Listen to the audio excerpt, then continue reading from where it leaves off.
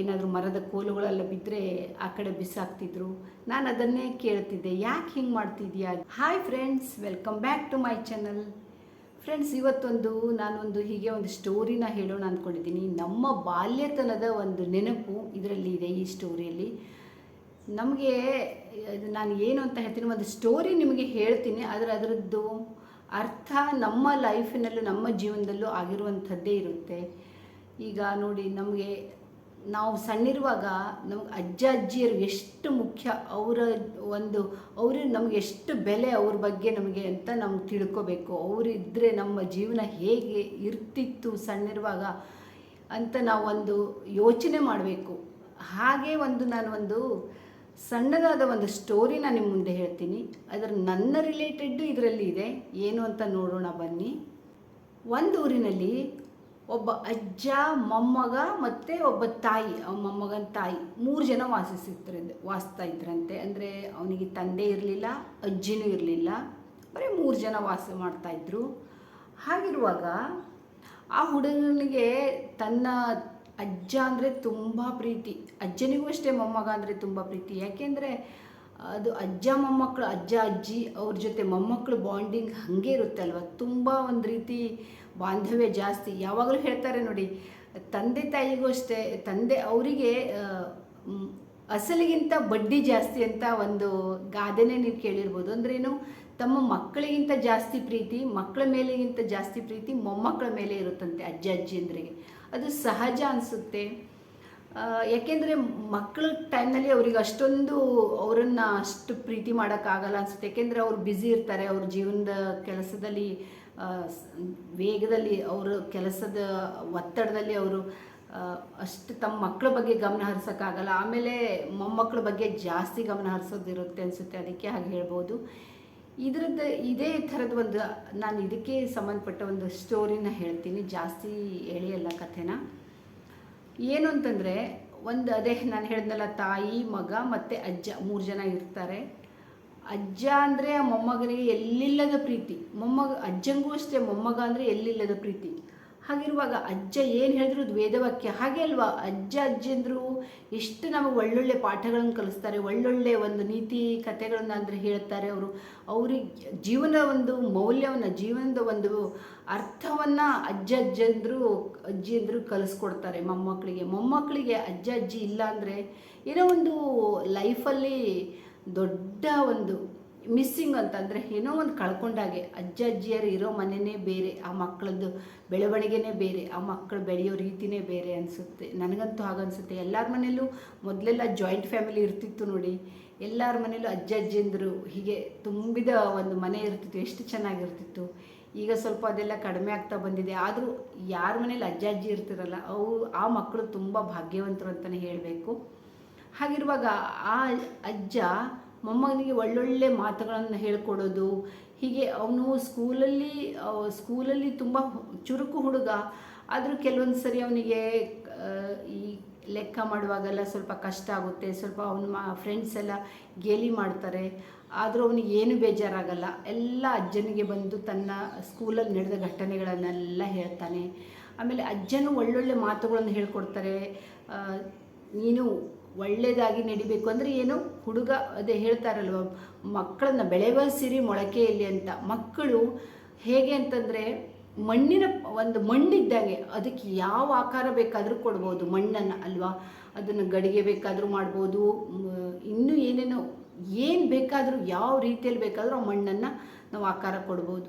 ಹಾಗೆ ಮಕ್ಕಳನ್ನ ತಲೆ ಒಳಗೆ ನೀವು ಯಾವ್ದು ತುಂಬ್ತೀರೋ, ಒಳ್ಳೆಯದನ್ನು ತುಂಬಿದರೆ ಒಳ್ಳೆಯದು ಕಲಿತಾರೆ, ಕೆಟ್ಟದನ್ನು ತುಂಬಿದರೆ ಕೆಟ್ಟದನ್ನು ಕಲಿತಾರೆ. ಸೊ ಹಾಗೆ ಅಜ್ಜ ತುಂಬ ಒಳ್ಳೊಳ್ಳೆ ನೀತಿ ಪಾಠಗಳನ್ನು ಹೇಳ್ಕೊಡ್ತಾಯಿದ್ರು. ದಿನ ರಾತ್ರಿ ಮಲ್ಕೊಳ್ಳುವಾಗ ಒಳ್ಳೊಳ್ಳೆ ಕಥೆಗಳನ್ನು ಹೇಳ್ತಾಯಿದ್ರು. ಮೊಮ್ಮಗನಿಗೆ ತುಂಬ ಒಳ್ಳೊಳ್ಳೆ ಒಂದೊಂದೇ ಒಳ್ಳೊಳ್ಳೆ ಉಪದೇಶ ಮಾಡ್ತಿದ್ರು. ಅವನು ತುಂಬ ಖುಷಿಯಿಂದ ಅಜ್ಜನ ಮಾತನ್ನು ಪಾಲಿಸ್ತಿದ್ದ, ತುಂಬ ಖುಷಿಯಿಂದ ಕಥೆಯನ್ನು ಕೇಳ್ತಿದ್ದ, ಅಜ್ಜ ಹೇಳ್ಕೊಟ್ಟಿದ್ದನ್ನು ಫಾಲೋ ಮಾಡ್ತಿದ್ದ. ಹೀಗಿರುವಾಗ ಅವನು ಧೈರ್ಯವಂತರ ಕತೆ ಅವ್ರು ಹೇಳ್ತಿದ್ರು. ಆಮೇಲೆ ನ್ಯಾಯ ಇದರ ಬಗ್ಗೆನೂ ಏನೇನು ಕತೆ ಹೇಳೋದು, ಪ್ರತಿದಿನ ಒಂದಲ್ಲ ಒಂದು ಕತೆ ಹೇಳ್ತಿದ್ರು ಅವನು ಖುಷಿಯಿಂದ ಕೇಳ್ತಾ ಇದ್ದ. ಅದನ್ನೇ ತನ್ನ ಜೀವನದಲ್ಲೂ ಅಳವಡಿಸ್ಕೊಂಡು ಬಂದ. ಧೈರ್ಯ ಮತ್ತು ನ್ಯಾಯವಾಗಿ ನಡೆಯೋದು, ಅಂದರೆ ಸುಳ್ಳು ಹೇಳ್ದೇ, ಏನೋ ಕೆಟ್ಟ ದಾರಿ ಹಿಡಿದೇ ಒಳ್ಳೆ ರೀತಿಯಲ್ಲಿ ನಡೆಯೋದನ್ನು ಅವನು ಕಲ್ತ್ಕೊಂಡ ಹುಡುಗ. ಹಾಗೆ ಅವನು ಮುಂದೆ ಸ್ಕೂಲಿಗೆ ಹೋಗ್ತಾನೆ, ಸ್ಕೂಲಿಂದ ಒಳ್ಳೆಯ ರೀತಿಯಲ್ಲಿ ಪಾಸಾಗಿ ಬರ್ತಾನೆ. ಅಜ್ಜ ಹೇಳ್ಕೊಡ್ತಾರೆ, ನೀನು ಯಾರು ಏನಂದರೂ ಬೇಜಾರು ಮಾಡ್ಕೋಬೇಡ, ನೀನು ಸತ್ಯವಂತನಾಗಿರಬೇಕು, ಸತ್ಯದ ದಾರಿಯಲ್ಲಿ ನಡೆದ್ರೆ ನಿನಗೆ ಯಾವ ಭಯನೂ ಇರಲ್ಲ ಅಂತ ಹೇಳ್ಕೊಡ್ತಾರೆ ಅಜ್ಜ. ಸೊ ಅವನು ಅದೇ ಥರ ನಡ್ಕೊಂಡು ಬರ್ತಾನೆ. ದೊಡ್ಡಾಗಿ ಅವನು ಸ್ಕೂಲಲ್ಲಿ ಅವನೇನು ಕಲ್ತಿದ್ದ, ಟೀಚರ್ಗಳು ಕಲಿಸಿದ್ರು, ಮತ್ತು ಇಲ್ಲಿ ಅಜ್ಜ ಕಲಿಸಿದ್ರು. ತಾಯಿ ಬೆಂಬಲನೂ ಇರ್ತಿತ್ತು, ತಾಯಿನೂ ಒಳ್ಳೊಳ್ಳೆ ಮಾತುಗಳನ್ನು ಕಲಿಸ್ತಿದ್ರು. ಅದೆಲ್ಲ ಕಲ್ತ್ಕೊಂಡು ಅವನು ದೊಡ್ಡವನಾಗಿ ಒಂದು ಒಳ್ಳೆ ಶಿಕ್ಷಕನಾಗ್ತಾನೆ, ಸತ್ಯವಂತ ಆಗ್ತಾನೆ. ಅಂದರೆ ಸತ್ಯದ ದಾರಿಯಲ್ಲೇ ನಡೀತಾನೆ, ನಿಷ್ಠೆಯಿಂದ ಶ್ರದ್ಧೆಯಿಂದ ತನ್ನ ಕೆಲಸನ ಮಾಡ್ತಾನೆ. ಇಷ್ಟೆಲ್ಲ ಜಾಸ್ತಿ ಒಂದು ಇದರಲ್ಲಿ ಇರೋದು ಯಾರು, ಅವನ ಅಜ್ಜ. ಶಿಕ್ಷಕರು ಇರ್ತಾರೆ, ತಾಯಿನೂ ಇರ್ತಾರೆ, ಎಲ್ಲ ಹೌದು, ಆದರೆ ಅಜ್ಜನ ಪಾತ್ರ ಅಲ್ಲಿ ಮಹತ್ವದ್ದಾಗಿರುತ್ತೆ. ಹಾಗೆ ನಂದು ಒಂದು ಲೈಫಲ್ಲಿ, ನನ್ನ ಜೀವನದಲ್ಲೂ ನಾನು ಹೇಳ್ತೀನಿ, ನನಗೂ ಅಷ್ಟೇ ನಮ್ಮ ಅಜ್ಜ ಅಂದರೆ ಭಾಳ ಪ್ರೀತಿಯಾಗಿತ್ತು. ನಮ್ಮದು ಜಾಯಿಂಟ್ ಫ್ಯಾಮಿಲಿ ಆಗಿತ್ತು ಫ್ರೆಂಡ್ಸ್. ಜಾಯಿಂಟ್ ಫ್ಯಾಮಿಲಿ ಅಂದರೆ ಜಾಯಿಂಟ್ ಅಂದರೆ ತುಂಬ ಜನರದ್ದಲ್ಲ, ನಾನು ನಮ್ಮ ದೊಡ್ಡಪ್ಪನ ಮಂದಿ ಮಕ್ಕಳು, ನಾವು ನಮ್ಮ ತಮ್ಮ ಎಲ್ಲ ಇರ್ತಿದ್ವಲ್ಲ, ಜೊತೆಯಲ್ಲಿ ಆಟ ಆಡಿ ಬೆಳೀತಿದ್ವಿ. ಆದರೆ ನಮ್ಮ ಅಜ್ಜಂಗೆ ಎಲ್ಲರಿಗಿಂತ ನಾನು ಪ್ರೀತಿ ಮೊಮ್ಮಗಳಾಗಿದ್ದೆ. ಎಲ್ಲರೂ ಅಂತಿದ್ರು ಅಜ್ಜನ ಮುದ್ದಿನ ಮೊಮ್ಮಗಳು. ನನಗೆ ಗೊತ್ತಿಲ್ಲ, ನಾವು ಅಜ್ಜಿನ ನೋಡಿಲ್ಲ. ನಮ್ಮ ತಂದೆ ಚಿಕ್ಕವರಿರುವಾಗಲೇ ನಮ್ಮ ಅಜ್ಜಿ ತೀರ್ಕೊಂಡು ಬಿಟ್ಟಿದ್ರಂತೆ. ಸೊ ನಮ್ಗೆ ಅಜ್ಜಿ ಗೊತ್ತೇ ಇಲ್ಲ, ನಮಗೆ ನಮ್ಮ ತಂದೆಯವರಿಗೆ ಗೊತ್ತಿಲ್ಲ. ಹಾಗಿರುವಾಗ ನಾನು ಎಲ್ಲದೂ ಅಜ್ಜನ ಜೊತೆಯಲ್ಲೇ ಕೇಳೋದು, ಅಜ್ಜ ಹೇಳ್ದಂಗೆ ಕೇಳೋದು. ಅಜ್ಜ ಪ್ರತಿಯೊಂದಕ್ಕೂ ನಮ್ಗೆ ಅಜ್ಜ ಅಂದ್ರಷ್ಟು ಪ್ರೀತಿ. ನಮಗೆ ತಂದೆ ತಾಯಿ ಬೈದರೆ ನಾವು ಅಜ್ಜನ ಮಡಿಲಿಗೆ ಇರೋದು. ಅಜ್ಜ ಅವರಿಗೆಲ್ಲ ಬೈದು ನಮ್ಮನ್ನು ವಹಿಸ್ಕೊಂಡು ಬರೋದು, ಅಷ್ಟು ಮುದ್ದು. ಅದರಲ್ಲೂ ನನ್ನ ಮೇಲೆ ಸ್ವಲ್ಪ ಎಕ್ಸ್ಟ್ರಾ ಪ್ರೀತಿನೇ ಇರ್ತಿತ್ತು ಅಂತಲೇ ಹೇಳ್ಬೋದು.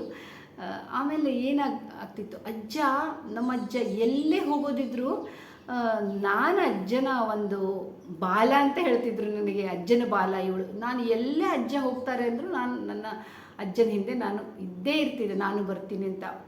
ಯಾರದ್ದೇ ಮನೆಗೆ ಹೋಗಲಿ ಅಜ್ಜನ ಜೊತೆ ನಾನು. ಅಜ್ಜ 3-4 ಕಿಲೋಮೀಟ್ರ್ ಕಾಲ್ನಡಿಗೆಯಲ್ಲಿ, ಅವಾಗೆಲ್ಲ ನಡ್ಕೊಂಡು ಹೋಗೋದೇ ಇರ್ತಿತ್ತು. 3-4 ಕಿಲೋಮೀಟ್ರ್ ಬಸ್ಸೆಲ್ಲ ಇರಲಿಲ್ಲ. ಅವ್ರು ಆರಾಮಾಗಿ ನಡ್ಕೊಂಡು ಹೋಗ್ತಿದ್ರು. ನಾನು ಅಜ್ಜನ ಜೊತೆ ಮಾತಾಡ್ತಾ ನಡ್ಕೊಂಡು ಹೋಗ್ತಿದ್ದೆ. ನನಗಷ್ಟು ಖುಷಿ ಆಗ್ತಿತ್ತು ಅಜ್ಜನ ಜೊತೆ ಹೋಗೋದು. ಅಜ್ಜ ಒಳ್ಳೊಳ್ಳೆ ಕಥೆಯನ್ನು ಹೇಳ್ತಾ ಕರ್ಕೊಂಡು ಹೋಗ್ತಿದ್ರು. ನನಗೆ ಟೈಮ್ ಪಾಸ್ ಆಗಿದ್ದೇ ಗೊತ್ತಾಗ್ತಾ ಇರಲಿಲ್ಲ, ದಾರಿ ಸಾವಿದ್ದೇ ಗೊತ್ತಾಗ್ತಾ ಇರಲಿಲ್ಲ. ದಾರಿ ಮಧ್ಯದಲ್ಲಿ ನಾನು ಹೇಳ್ತೀನಿ, ನಮ್ಮ ಅಜ್ಜಂದು ಒಂದೊಂದು ನನಗೆ ಇನ್ನೂ ನೆನಪಿರುತ್ತೆ ಮಾತು. ದಾರಿ ಮಧ್ಯದಲ್ಲಿ ಏನು ಅಂದರೆ, ದೊಡ್ಡ ಕಲ್ಲು ಅಥವಾ ಮರದ ಕೋಲುಗಳು ಸಣ್ಣ ಹಿಂಗೆ ಏನೇನೋ ಬಿದ್ದಿರುತ್ತಲ್ವ ರಸ್ತೆ ಮೇಲೆ, ಅವನ್ನೆಲ್ಲ ಎತ್ತಿ ಬಿಸಾಕಿ ಆ ಕಡೆ ಬಿಸಾಕಿ ಹೋಗೋರು ನಮ್ಮ ಅಜ್ಜ. ಯಾವಾಗಲೂ ನಾನು ನೋಡ್ತಿದ್ದೆ, ಅಜ್ಜ ಯಾಕೆ ಹಾಗೆ ಮಾಡ್ತೀಯಾ ಅಂತ ನಾನು ಕೇಳ್ತಿದ್ದೆ. ಅದು ಯಾಕೆ ಹಂಗಲ್ಲಿ ಬಿಸಾಕಿ ಹೋಗೋದು, ರೋಡಲ್ಲಿರೋ ಕಲ್ಲನ್ನು ತೆಗೆದು ಆ ಕಡೆ ಹಾಕೋದು, ಏನಾದರೂ ಕೋಲು ಸಣ್ಣ ಮರದ ಏನಾದರೂ ಬಿದ್ದಿದ್ದಿದ್ರೆ ಅದನ್ನೆಲ್ಲ ತೆಗೆದು ಆ ಕಡೆ ಯಾಕೆ ಬಿಸಾಕಬೇಕು ಅಂತ ನಾನು ಕ್ವಶನ್ ಕೇಳ್ತಿದ್ದೆ. ನಮ್ಮ ಅಜ್ಜ ಅವಾಗ ಹೇಳ್ತಿದ್ರು, ಇಲ್ಲ ಅದು ಪುಟ, ಅದು ಹಾಗೆ. ಯಾಕೆಂದರೆ ಈ ಬೇರೆ ಗಾಡಿಗಳು ಅಥವಾ ಬೇರೆ ಈ ದನಕರುಗಳು ಅಥವಾ ಮನುಷ್ಯರು ಎಲ್ಲ ಬರುವಾಗ, ರಾತ್ರಿ ಎಲ್ಲ ಬರುವಾಗ ಕತ್ಲೆ ಇರುತ್ತೆ, ಕಾಲು ಹಿಡ್ಕೊಂಡು ಬೀಳೋದಿರುತ್ತೆ. ಮನುಷ್ಯರು ಬರುವಾಗ ದನಕರುಗಳಿಗೂ ಕಾಣಿಸಲ್ಲ, ಪ್ರಾಣಿಗಳಿಗೆ ಕಾಣಿಸಲ್ಲ. ಬಸ್ಸು ಅಂದರೆ ಬಸ್ಸಲ್ಲ, ಸಣ್ಣ ಗಾಡಿಗಳು, ಬೈಕು, ಸೈಕಲ್ಲು, ಬಸ್ ಅಂತೂ ಹೋಗೋ ಚಾನ್ಸೇ ಇಲ್ಲ ಬಿಡಿ. ಅಥವಾ ಯಾವುದೇ ಗಾಡಿಗಳು ಬಂದರೆ ಅದು ದೊಡ್ಡ ಕಲ್ಲುಗಳೆಲ್ಲ ಸಿಕ್ಕಿ ಗಾಡಿ ಪಂಚರ್ ಆಗೋ ಚಾನ್ಸ್ ಇರುತ್ತೆ. ಅಜ್ಜನ ತಲೆಯಲ್ಲಿ ಅದೇ ಇರುತ್ತೆ. ಅಷ್ಟು ಉಪಕಾರ, ಜನರ ಸೇವೆ, ಸಣ್ಣ ಅದು ನೋಡಿ. ಇದು ನಮ್ಗೆ ಗೊತ್ತಿಲ್ಲದೆ ಮಾಡಿರೋ ಸಮಾಜ ಸೇವೆನೇ ಅಂತಲೇ ಅನಿಸುತ್ತೆ ಅಲ್ವಾ. ನಮ್ಗೆ ಗೊತ್ತೇ ಇರಲ್ಲ, ನಾವು ಯಾರು ಗಮನ ಹರಿಸ್ತೀವಿ ಹೇಳಿ. ರೋಡಲ್ಲಿ ಹೋಗ್ತಾ ಇರ್ತೀವಿ, ದೊಡ್ಡ ಕಲ್ಲು ಬಂದು ಬಿದ್ದಿದೆ ಅಂತ ನಾವು ತೆಗೆದು ಬಿಸಾಕ್ತೀವಿ ಆ ಕಡೆ, ಖಂಡಿತ ನಮ್ಗೆ ತಲೆ ಬರಲ್ಲ. ಅದೆಲ್ಲ ಏನು, ವಯಸ್ಸಾದವರೇ ಎಲ್ಲ ಈ ಥರ ಮಾಡೋದು. ನಮ್ಮ ಅಜ್ಜಂದು ಭಾರಿ ಈ ಥರ ಎಲ್ಲ ಇರ್ತಿತ್ತು. ನನಗೆ ಯಾವಾಗ ಹೌದಾ ಅಜ್ಜ ಸರಿ ನಾನು ಮಾಡ್ತೀನಿ ಅಂತ. ನಮ್ಮನೇಲಿ ನಾನು ಅಂತಲ್ಲ, ನಮ್ಮನೇಲಿ ಯಾರಿಗೇ ಆದರೂ ಜೊತೆಲಿ ಅಜ್ಜನ ಜೊತೆ ಹೋಗೋರೆಲ್ಲರೂ ಇದೇ ಮಾತನ್ನು ಕಲ್ತ್ಕೊಂಡಿದ್ವಿ, ಕೇಳ್ತಿದ್ವಿ. ಕ್ವಶನ್ ಕೇಳೋದು ಅಜ್ಜನಿಗೆ. ಅಜ್ಜ ಚೆನ್ನಾಗಿ ಉತ್ತರ ಕೊಡೋರು, ಹೇಗೆ ಮಾಡಬೇಕು ಅಂತ. ಈ ಥರ ಒಂದು ಸಣ್ಣ ನನಗೆ ತುಂಬ ಬಾಲ್ಯತನದ ನೆನಪು ಬಂತು. ಬಾಲ್ಯತನ ಅಂದರೆ ಹಾಗೆ ಅಲ್ವಾ, ಎಷ್ಟು ಹೇಳಿದ್ರು ಬಾಲ್ಯದ ಕಥೆನ, ಸಿಹಿ ನೆನಪನ್ನು ಅದು ಮರೆಯೋಕ್ಕೆ ಆಗಲ್ಲ. ಬಾಲ್ಯದ ಸಿಹಿ ನೆನಪು ಅಂದರೆ ಒಂಥರ ಅಮೃತ ಇದ್ದಂಗೆ. ನಾವು ಎಷ್ಟು ಖುಷಿಯಿಂದ ಅದನ್ನು ನೆನಪು ಮಾಡ್ಕೋತಾ ಇರ್ತೀವಿ. ಹೀಗೆ ಇನ್ನೂ ಭಾಳಷ್ಟಿದೆ, ನನಗೆ ನೆನಪಾದಾಗೆಲ್ಲ ಹೀಗೆ ಏನಾದರೂ ಹೇಳ್ತೀನಿ, ನಿಮ್ಗೆ ಇಷ್ಟ ಆಗ್ಬೋದು ಅಂದ್ಕೊಂಡಿದ್ದೀನಿ. ನಾನು ಹಾಗೆ ಅಜ್ಜನಿಂದ ಹೀಗೆಲ್ಲ ತುಂಬದನ್ನೇ ಕಲ್ತಿದ್ದೀನಿ. ಸ್ವಲ್ಪ ಆದರೂ ಒಂದೊಂದು ಒಳ್ಳೆಯದನ್ನು ಕಲ್ತಿದ್ದೀನಿ ಅಂತ ಒಂದು ಹೆಮ್ಮೆ ಇದೆ. ಅಜ್ಜ ಅಜ್ಜಿಯರು ಎಲ್ಲರ ಮನೆಯಲ್ಲೂ ಇರಬೇಕು. ಅದು ಮನೆ ತುಂಬಿ ತುಳುಕುತ್ತೆ, ಅದ್ರ ಖುಷಿನೇ ಬೇರೆ. ಪಾಸಿಟಿವ್ ವೈಬ್ ಇರುತ್ತೆ ಅಜ್ಜ ಅಜ್ಜಿಯರಿದ್ದರೆ. ಮತ್ತು ತಾಯಿ ತಂದೆಯರು ಬೈದಾಗ ಅಜ್ಜ ಅಜ್ಜಿಯರೇ ವಹಿಸ್ಕೊಂಡು ಬರೋದು ಮೊಮ್ಮಕ್ಕಳನ್ನು. ಅವ್ರ ಮಡ್ಲಲ್ಲೇ ಹೋಗಿ ನಾವು ಕೂತ್ಕೋತೀವಿ. ಅಜ್ಜ ಅಥವಾ ಅಜ್ಜಿ ಇದ್ದರೆ ಆ ಮನೆಯಲ್ಲಿ ತಾಯಿ ತಂದೆಯವರಿಗೆ ಬೈಯೋಕ್ಕೂ ಧೈರ್ಯ ಬರೋಲ್ಲ, ಬೈಯಲ್ಲ ಮಕ್ಕಳಿಗೆ. ಅಷ್ಟು ಏನೋ ಒಂದು ಇರುತ್ತೆ.